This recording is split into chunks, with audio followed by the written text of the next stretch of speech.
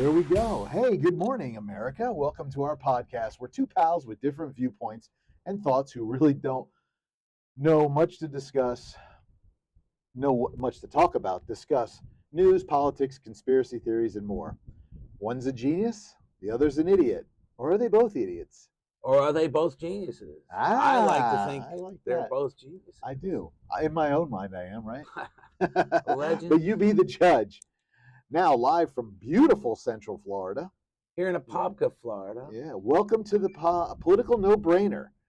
Your hosts, to your right, I'm Zach. And to your left, I'm Coach Trippy, a.k.a. Jeff. A.k.a. the Great Rabu. The Great Rabu. So, you say we got lots to talk about today. So what's going on in the world today? We've got a crisis in the Middle East. We've got a crisis right here at home at the House of Representatives. Some say the crisis has been resolved, but has it really been resolved? Let's talk about a couple of things. Yeah, they got rid of the Speaker of the House. It's the first time in history, ever. Right? But ever. Did the Speaker of the House ever agree to everything other than being allowed to go home with his car? I don't know. I never saw such a thing. Kevin McCarthy agreed to one House of Representatives. One representative could bring to the floor a vote to remove him from his position as Speaker. Is that Matt Gaetz? Matt Gaetz. Yeah. I think he's going to run for governor of Florida someday. Gets him. Matt gets what gets. I don't know. I think the Speaker of the House, here's my opinion, if you really want my opinion, should not be Republican or Democrat. It should be an outside third party who is like a judge who can have no sway, just is able to listen to everything. Well, I love his opinion. It's just not going to happen, and here's why. No, of course not, but the Speaker has one top agenda, one thing he's responsible for, and that's raising money for his party. That's what the Speaker of the House does. That's what the House is all about. Nothing to do with our founding fathers intended the House to do. Our founding fathers intended for the House to be people, concerned citizens, to come from their community and bring to Washington the concerns of their community, and then leave office after 2 years and find another concerned citizen to do the same. That's not what's happening today. What's happening today is they're sticking around forever. They're raising lots of money, and they're making lots of promises. Lean in a little more, buddy, so they can see your beautiful head. That's not what's happening today. That's not at all what our founding fathers intended. And is that really the conservative movement that we know so well? The commitment to the Constitution, the commitment to our founding fathers' vision, it is not. Is any of this country politically following what our founding fathers fought and died for? Absolutely not. No. Either side. Either side. And we're seeing total chaos. Total chaos. Speaking of chaos, let's talk about our border. Our border is a great subject. I think is total shutdown the solution? Maybe right now till we get it cleaned up. But look, our parents, my grandparents, would have not made it here if we had a closed border. But they did it the right way. They went through the right channels. They came over to Ellis Island. They got their name in the book. They got checked in. And now we're just letting hundreds of thousands just walk over. And here's the problem. I don't see, everybody's saying political asylum, right? Because I know it's rough in South America in some countries. But where's the women and children? These are like military-aged men coming over. So to me, it looks like an invasion. Well, Zach is making some great points, but let me make a couple of my own. First of all, when we talk about doing it the right way, that's something we diehard libtards have fought for. What is the right? Is there a right way anymore? There's not. There's no longer a path to legalized citizenship other than marriage. But in order to get to that viable point, you've got to get in the country. Isn't that how you became a citizen? And then that's the issue, is what is the right way anymore? There is no right way. We've argued about legislation to the point where I remember it was George Bush, President Jr., and he had a guest worker program on the table with the House. It looked like it was going to go through. It didn't go through, and that was the last attempt at some sort of path to citizenship. But now I have a friend who came over from Turkey back in 2002, and he had to go through the process. He had to go take classes. He had to pass a test. He had to prove his legitimacy to be here. And now he's an American citizen. Now that seems to me like the lottery. There is a citizenship lottery. You do apply for it overseas, and very few people got it. His friend from Turkey may have gotten that. I don't know his friend. I haven't really talked to him about specifics. But when you're just saying we got a system in place for legalized citizenship and we're calling it the lottery, well, think about how the lottery works for you when you go to Publix and buy a ticket. Have you ever won big? I don't buy tickets. I don't waste my money on it. But you know how big citizenship is? You Right, think but you've ever okay, won that big? let's get rid of the lottery. Let's do it the proper way. So how do we start? Well, we got to come up with some legislation that enables, especially people that have been here their entire life and have been productive citizens. Now, I understand the argument of crime and criminals not being allowed to ever qualify for citizenship, but there's people that have been here under the radar for many, many years and are being evicted from this country for not being able to legally become citizens. And there is no path to legal citizenship other than marriage. Here's another point I like to make real quick. When we talk about the border, it seems like we always digress to Mexico. So let's digress to Mexico. And let's digress to people, like Zach said, we don't see the women and children, but we do see the women and children. Recently, Fox News honed in on the border, and I saw lots of women holding their children trying to cross the border. And you know why that is? Because our drug use and our drug purchases here in America has decimated Mexico's ability to be the country they want to be the safe country they want to be. Mexicans don't want to leave Mexico. They want to leave the chaos. Right, and if you saw, I saw the news this morning, and I don't remember who it was, to be honest with you. It was just in my news feed. They're filming on the other side of the wall, cartel setting up camp because they're trying to smuggle in. They are smuggling in, but Do you think a wall's going to stop that? Absolutely not. No, because this wall that was, look, I'm a fan of the Orange Man and his wall, but he said it was nobody could get through it, and I see people climbing over it, climbing under, cutting through. I mean, I don't know if there's, other than building a wall 50 feet down in the ground and 157,000 feet in the air, and big barbed wire and electric, machine gun turrets and all that other good stuff. I don't see just putting a big 12-foot, 18-foot, whatever, how many tall foot that wall is, because they're cutting it, they're throwing ladders and climbing over. I don't see what's so spectacular about this. I love this point he made. The Orange Man is the epitome of what you would call a brick and mortar guy. He's building a wall, but a wall prior to the Orange Man was always metaphorically speaking. There are 1,000 different systems in place. There are drones flying over the border, watching people cross the border. There are heat sensors. Yeah, but we're so short-handed down there, we can't do nothing about it. We are short-handed, but again, the wall itself, to say we're going to build a wall across that border, and like you said, they're climbing over it. First of all, there's parts of the terrain that you can't even build a wall on. Second of all, not only are people cutting the wall is rotting right before our very eyes due to inclement weather. Well, so maybe it's getting rusty because it's. And there's parts of the wall that have to be left open in large swaths because of inclement weather. So the wall is what it was prior to the Orange Man, metaphorically speaking. The wall is border security. So, but prior to 2020, let's say, we didn't. Well, sure, we had people coming in illegally, but not in the number we're seeing right now. Well, Kellyanne Conway said when Trump became president, he wouldn't have to do a single thing different other than adhere to Obama's policies on controlling the borders. Now, Trump took it to the next extreme. He was taking babies out of parents' hands and incarcerating the parents in separate cells and separating the babies from their parents. So he did scare off a lot of people from entering this country. But have we ever made a policy of separating children from their families before that? So when Trump says Obama built the cages, he did. We needed the cages to detain people. Obama's border policy was pretty solid.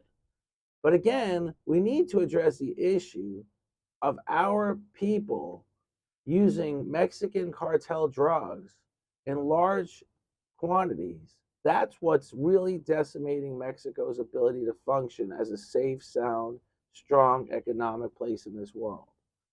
And until we do that, we can say all day, some people, Trump handled the immigration situation better than Biden, but I just don't see it.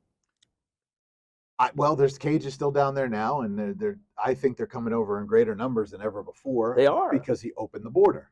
He did, which I feel that's not the answer. That wasn't the answer, but he did not want to. Because there's no other country in the world that you can just walk over into. Well, there are countries. There's Canada, first of all. You can't walk into Canada. You still have to provide ID.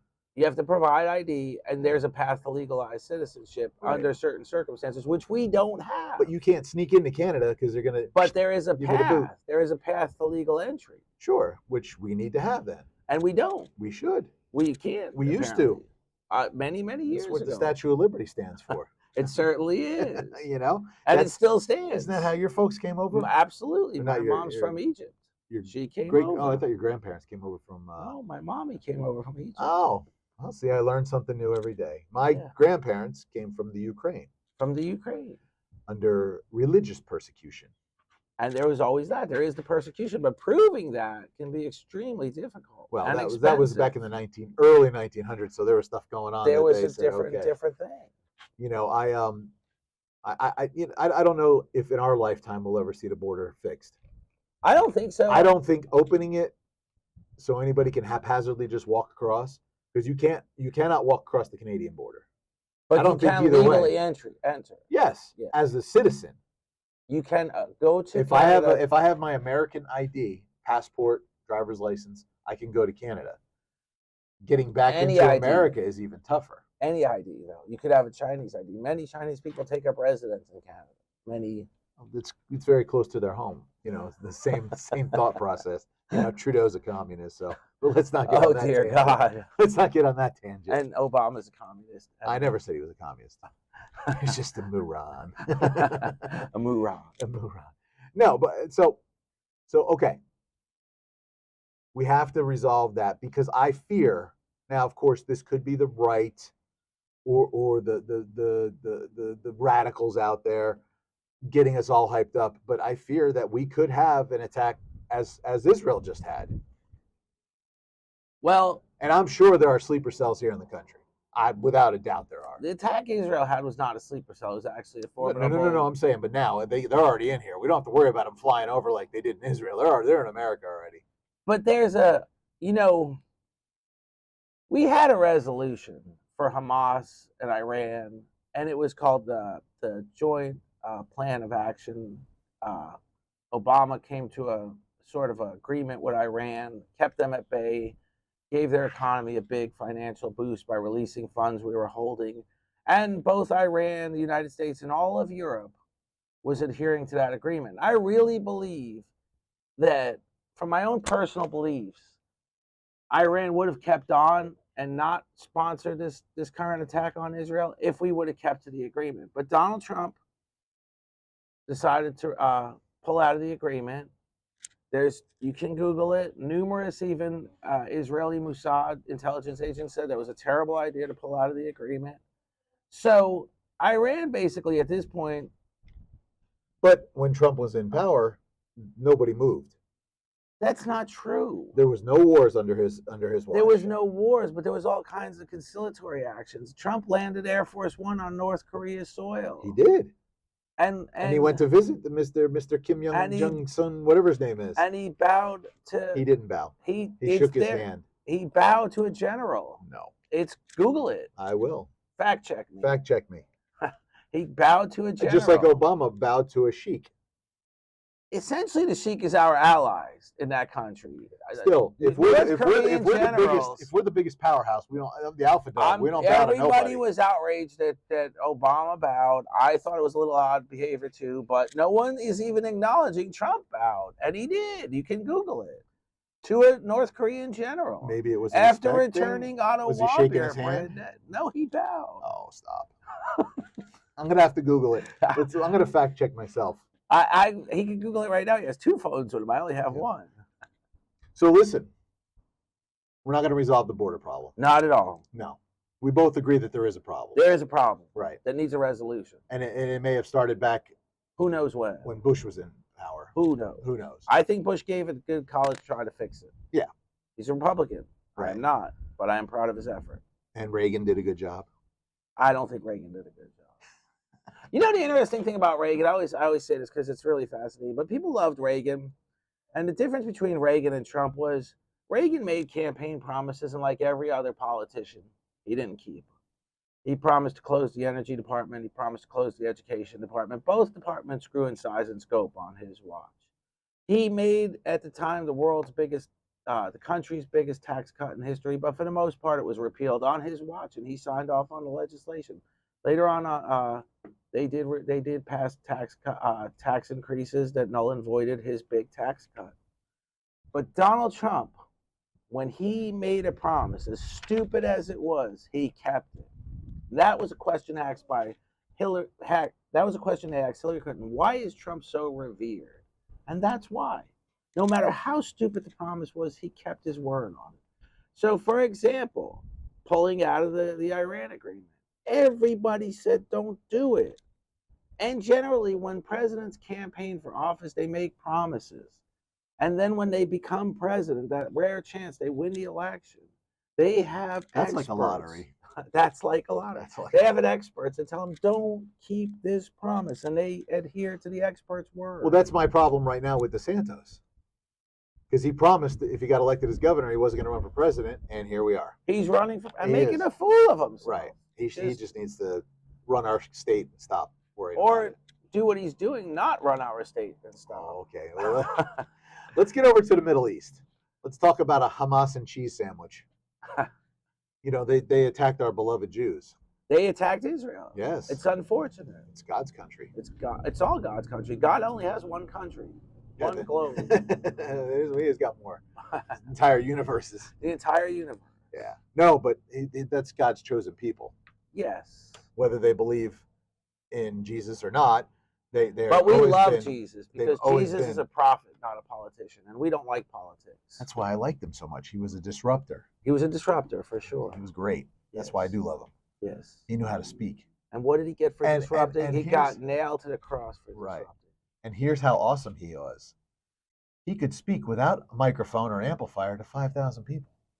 And they would listen. That's how quiet they were. We're speaking to 5 billion people and not a single person's listening. No, nobody's listening. They could care less about what we say. They're like, they are idiots. I told you. We don't know. So what happened in Israel? Look, I don't know where you stand. I'm pro-Israel. If you're pro-Palestine, do a little research. Palestine's not even a country. Not yet. No. But there is a two-state solution. And as from what I'm looking at, they are pretty much getting wiped off the map. That's pretty bad. Yeah, the Gaza Strip very is sad. getting But flattened. here's the thing about the rules of war. The rules of war is when you're engaging your combatants, pretty much anything goes other than what was agreed upon in the Geneva Convention. But there is supposed to be an effort to mitigate the cost of life and harm to the innocent civilians that are caught in the crossfire. And that's not happening right now. Prime Minister Netanyahu has locked down the entire Gaza Strip.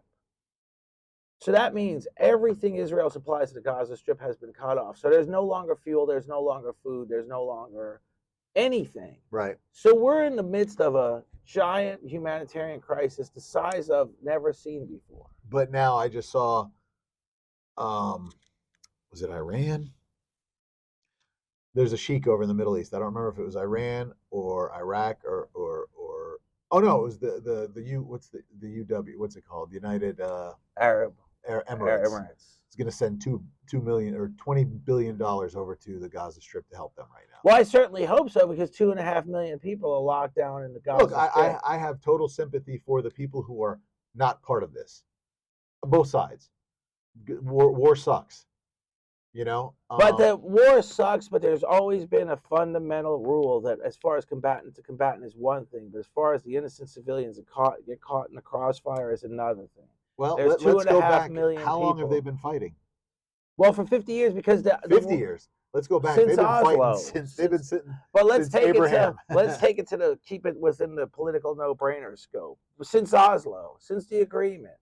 But under the premise of Oslo, there was always an assumption that there would be a two-state solution. And the only time the two-state solution was abandoned was under Trump. Well, I have friends. I have very good friends who are from Israel, and they will tell you that Palestine is not existent. It's nobody. They're nothing. They're a bunch of. They gypsies. are people. They're a bunch of gypsies who are just occupying land. Now, these are people from Israel. That's not my opinion. I'm just saying. The Palestinians will say the Israelis are doing that, and that Israel became a country in 1956 under the political auspices and energy of the world. But we haven't seen that same energy when it comes to a Palestinian state. When did Israel become a country?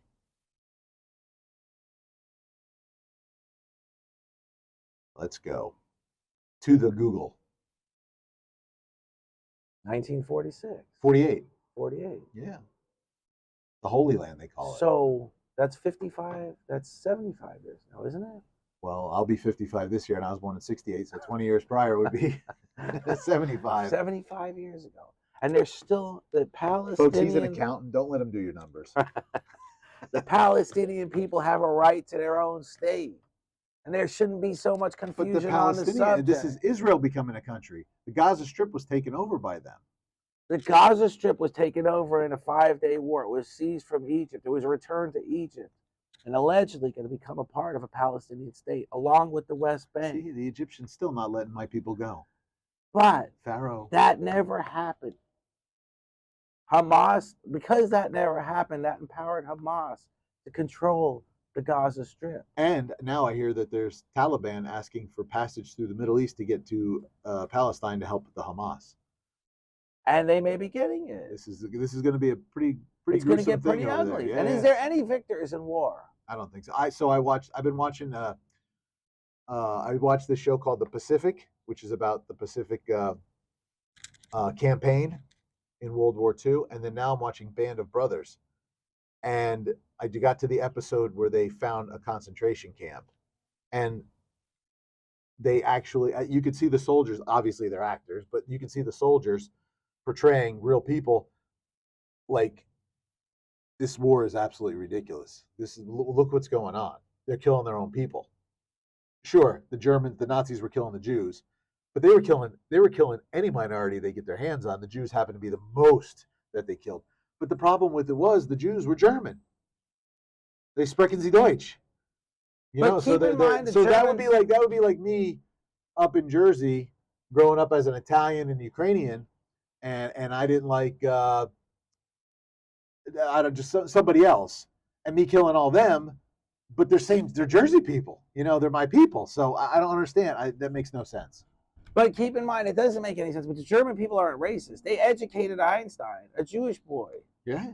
And but there was Germans that were pro and Germans who were not. No, there was a leader that was promoting this movement. One leader, Hitler. Is his name Adolf Hitler? Yes. And that's the problem with the world today is they believed in one person, whereas we need to build an education system that gives people an open mind. We have the research tools now to give people an open mind, not believe in just one person. In America, we have people believing in this one person. People keep saying, why is he so revered? Because he has an open ticket to say whatever the hell he wants, and people believe it. And that's kind of scary.